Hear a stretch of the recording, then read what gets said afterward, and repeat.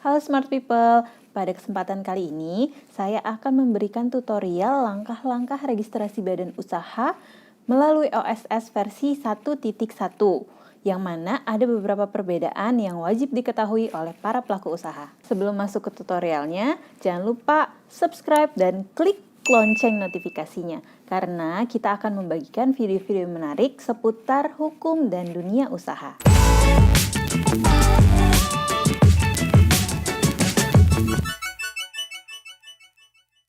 Oke, sekarang kita mulai ya tutorialnya. Pertama-tama, teman-teman harus menyiapkan dokumen yang dibutuhkan untuk registrasi di OSS gitu. Yang pertama itu ada KTP dan yang kedua adalah akses email. Akses email ini dibutuhkan untuk mendapatkan notifikasi dari OSS-nya. Jadi nanti OSS akan mengirimkan notifikasi bahwa akun email tersebut sudah terdaftar ke inbox-nya teman-teman, kayak gitu. Jadi jangan sampai lupa password atau passwordnya nggak tahu sama sekali. Jadi pastikan emailnya bisa diakses sama teman-teman. Nah, udah disiapkan kan dokumennya? Nah, sekarang kita masuk ke laman oss.go.id. Oke, kita masuk ya. Nah, di tampilannya ada menu yang warna hijau, daftar atau masuk. Nah, itu diklik ya. Setelah itu akan muncul tampilan from login, tapi di bawahnya tuh ada klik daftar. Karena kita belum punya aksesnya, makanya kita harus klik daftar ya untuk registrasi dulu. Oke, kita masukkan nomor induk kependudukannya, itu bisa dilihat dari KTP, nomor KTP. Terus ada tanggal lahir, diisi juga nomor telepon seluler, sama alamat email. Nah, alamat email ini yang paling penting. Yang tadi saya bilang kalian harus punya akses sama passwordnya, karena nanti notifikasinya ketika ini sudah di-submit, akan dikirimkan notifikasinya ke alamat tersebut. Seperti itu. Oh iya, satu lagi. Yang membedakan antara OSS versi lama dengan versi baru, yaitu pada versi lama, kita diarahkan untuk memilih badan usaha yang akan kita pilih atau yang akan kita jalankan ke depannya. Tapi kalau misalnya di OSS versi 1.1 ini nggak ada sama sekali. Jadi kita bisa langsung masuk dan nanti bisa langsung memproses badan usaha yang ingin kita jalankan. Setelah kita melakukan proses pendaftaran tadi, sekarang kita ngecek email untuk melihat notifikasi dari OSS yang masuk. Nah, pada email notifikasi tersebut itu ada tombol untuk aktivasi. Itu diklik ya. Nanti tampilannya akan seperti ini. Oke, ketika sudah ada notifikasi bahwa registrasi telah berhasil, kita balik ke kotak masuk atau inbox teman-teman. Dibuka lagi notifikasi yang paling atas dari OSS. Dan di situ ada email beserta password untuk masuk ke laman OSS yang kita daftar sebelumnya. Setelah itu, kita kembali ke laman oss.go.id. Nah, tadi kan kita udah sempat klik tuh daftar atau masuk. Nah, kita sekarang ngeklik lagi, tapi masukin email kita sama password yang kita dapat dari OSS sebelumnya. Nah, oke. Udah berhasil masuk ya, kayak gini. Nah, di tampilan awal itu ada jenis identitas, nomor identitas, dan lain-lain. Ini profil dari pemilik KTP atau PT kita. Dan di sini ada keterangan selamat datang di OSS. Nah, kalau misalnya kalian belum pernah submit OSS sebelumnya, itu bisa langsung ngeklik di perizinan berusaha. Tapi kalau misalnya sudah pernah buat OSS di 1.0 atau versi OSS sebelumnya, itu bisa melakukan perubahan. Oke, kita klik ya untuk perizinan berusahanya. Nah, di sini akan ada non perseorangan, perseorangan, sama kantor perwakilan lainnya. Nah, dari badan usaha yang ingin kita daftarkan itu yang mana? Tinggal dipilih. Di sini ada banyak nih, dari perseroan terbatas sampai badan hukum selain PT, koperasi, dan yayasan. Kita daftarin satu ya. Ini saya mau mendaftarkan untuk perseroan terbatas. Nah, kita langsung melakukan pendaftaran NIB. Jika dari nama PT-nya belum ada, itu bisa ambil data legalitas. Nah, kalau misalnya ambil data legalitas itu maksudnya kalau misalnya datanya belum sempat masuk ke AHU gitu. Jadi kita bisa ngeklik di sini dan ngisi secara manual. Oke. Nama PT-nya diketik ya. Ini NIK-nya sudah sesuai dengan NIK kita. Terus klik tombol ambil data legalitas. Nah, di sini muncul nih profilnya. Ada kolom-kolom yang harus diisi, terutama kolom yang diberikan tanda bintang. Itu wajib diisi sebelum kita next ke tahapan selanjutnya. Oke, untuk registrasi badan usaha ini, selain kita mendapatkan izin usahanya, nanti kita akan mendapatkan NIB atau singkatan dari nomor induk berusaha. Nomor induk berusaha ini apa sih? Nomor induk berusaha ini sama aja kayak KTP, tapi untuk PT atau badan usahanya. Jadi ini sebagai identitas yang akan berlaku selama badan usaha tersebut berdiri. Oke, proses pengambilan data pada AHU berhasil ya. Terus tinggal kita isi deh tuh data perusahaan, data legalitas dan lain-lain gitu. Nah, sekarang kita coba ke data perusahaan dulu ya. Nah, itu ada tanda-tanda bintang yang harus diisi. Yang pertama itu ada kecamatan, ada kelurahan dan email perusahaan. Nah, itu diisi semua. Email perusahaannya apa, kecamatannya di mana, sama kelurahannya apa. Oke. Dan terakhir, kalau misalnya ada modal disetor dalam bentuk lain, itu diisi jumlahnya berapa. Kalau misalnya nggak ada, boleh diklik 0 aja, diketik 0, terus baru kita lanjut. Nah, selanjutnya itu ada data legalitas. Nah, data legalitas ini sebenarnya hanya untuk konfirmasi aja kok gitu, karena ini data yang dimasukkan sama notaris ke AHU online gitu, termasuk data pengurus dan pemegang saham, data maksud dan tujuan. Dan terakhir kita ada validasi data. Dari validasi data ini, kalau misalnya tidak ada yang salah, itu bisa diklik lanjut ke permohonan lanjut proses NIB ya. Oke, kita lanjut ke proses NIB. Nah, di situ ada lagi tuh, ada data legalitas kita lagi kan, untuk melihat bahwa data-data ini yang akan dimasukkan NIB sama izin usahanya. Oke, kita konfirmasi ya. Input data KBLI. Nah, input data KBLI ini nanti KBLI yang diinput di sini adalah yang tertera di dalam NIB. Nah, untuk KBLI yang didaftarkan untuk wilayah Jakarta hanya bisa 3 ya, nggak boleh lebih dari itu. Kita pilih KBLI-nya kalau misalnya belum ada. Nah, ini memang kalau misalnya KBLI sesuai dengan data yang ada di AHU online. Misalnya di dalam akta hanya ada kode 63, berarti hanya kode itu aja yang bisa kita daftarkan. Tapi kalau misalnya ada kode 46, 48 misalnya atau lain-lain, itu bisa didaftarkan juga. Oke, kita isi simpan data KBLI. Next, kita ke input kelengkapan data. Kita klik lanjut dulu ya. Oke, nah di kelengkapan data ini adalah informasi yang ingin kita sampaikan di NIB kita gitu. Misalnya kita pengen melakukan impor ekspor, nah itu berarti kita harus mengeklik aktivitas kepabeanan dan cukai ini di checklistnya ya. Kalau misalnya tidak ingin melakukan ekspor impor, bisa dibiarkan tidak.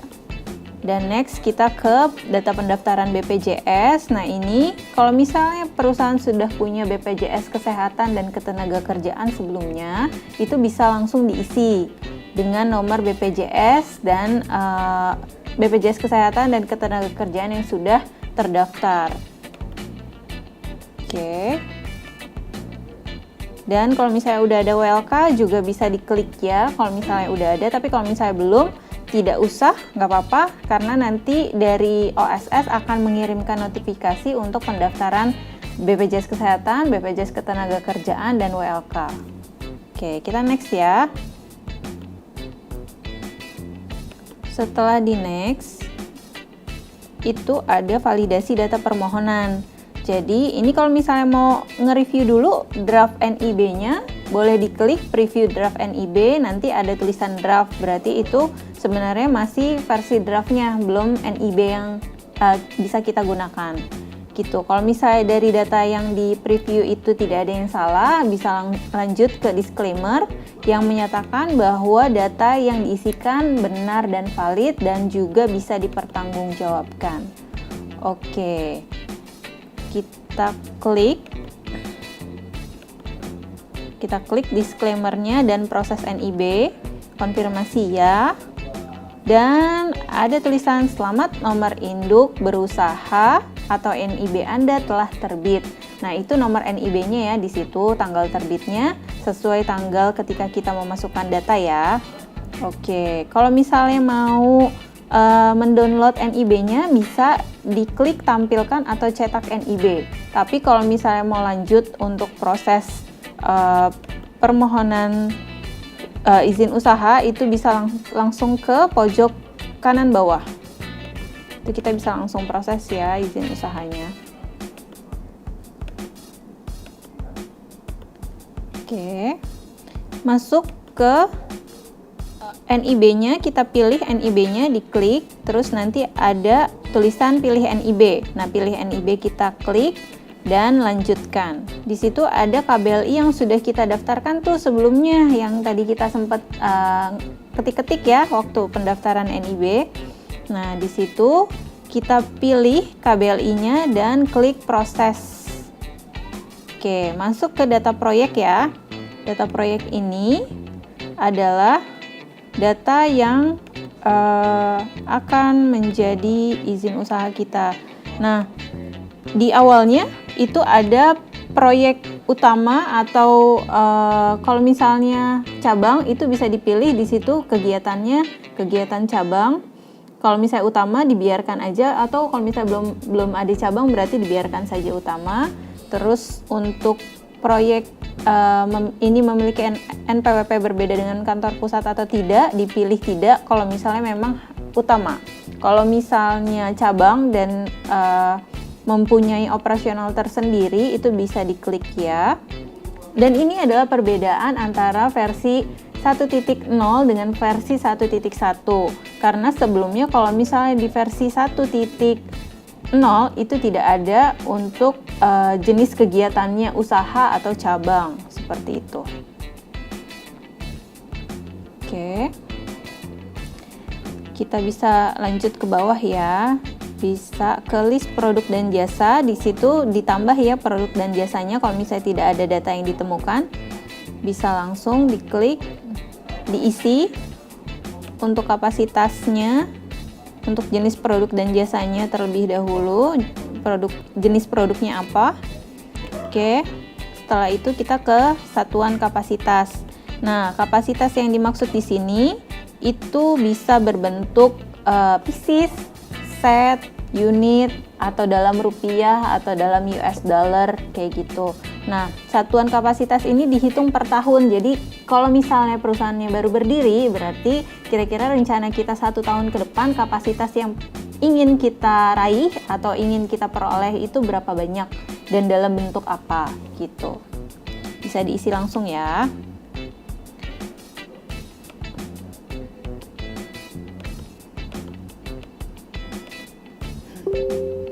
Oke.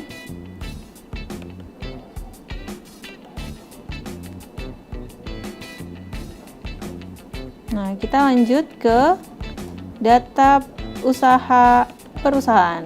Nah, di sini ada status proyek ya, lama atau baru. Kalau misalnya baru terbit atau baru berdiri, itu kita klik baru. Tapi kalau misalnya lama, kita klik lama aja. Kalau misalnya baru, ini silahkan diisi ya untuk jumlah luas tanah yang digunakan untuk kegiatan usaha di bidang tersebut atau di bidang usaha tersebut itu berapa besar. Dan di sini ada keterangan meter persegi atau hektar. Oke, tinggal disesuaikan. Bisa untuk luas tanah yang digunakan juga kalau misalnya hanya satu KBLI atau satu bidang usaha yang dijalankan, itu bisa sesuai dengan yang tertera di dalam IMB atau di perjanjian sewa. Jadi silahkan dicek lagi ya teman-teman untuk dokumen perjanjian sewa atau IMB-nya. Terus next kita ke tenaga kerja Indonesia yang kita pekerjakan. Itu terbagi atas laki-laki dan perempuan. Bisa diisi masing-masing yang kita inginkan atau yang sudah eksis itu ada berapa. Pilih status bangunan usaha, misalnya status bangunan usaha kita sewa, itu dipilih sewa. Kalau misalnya bukan sewa atau kepemilikan sendiri, itu dipilih bukan sewa. Oke, next kita ke data rencana investasi.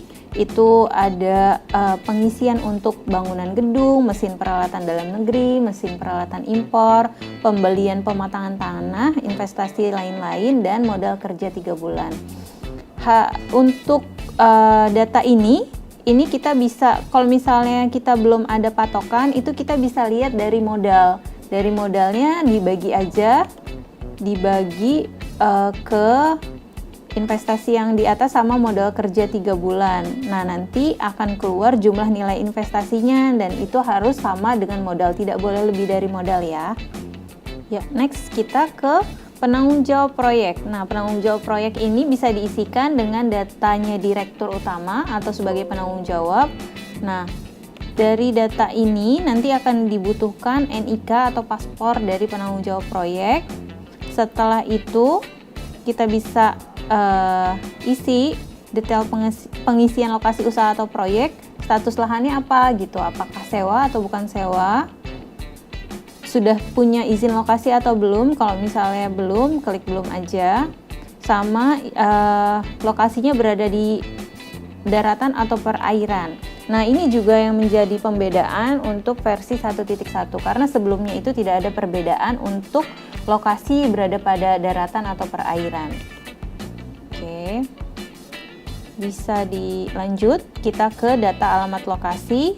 Data alamat lokasi usaha masih sama seperti versi 1.0, masih diisi hanya lokasi usahanya aja sampai nomor, misalnya nomor gedung atau nomor unit. Dan kita bisa isi keterangan tambahannya di sebelah kanan. Itu ada provinsi, kabupaten atau kota, kecamatan atau dan kelurahan atau desa. Oke. Kita bisa lanjut ke bawahnya. Lanjut ke bawah, kita cari lokasi. Kalau misalnya kita klik udah cari lokasi terus maps-nya nggak menampakkan lokasi kita, itu kita bisa buka di Google Maps. Kita klik alamat lengkap kita cari alamat lengkap kita, dan kita copy longitude sama latitude-nya gitu ya.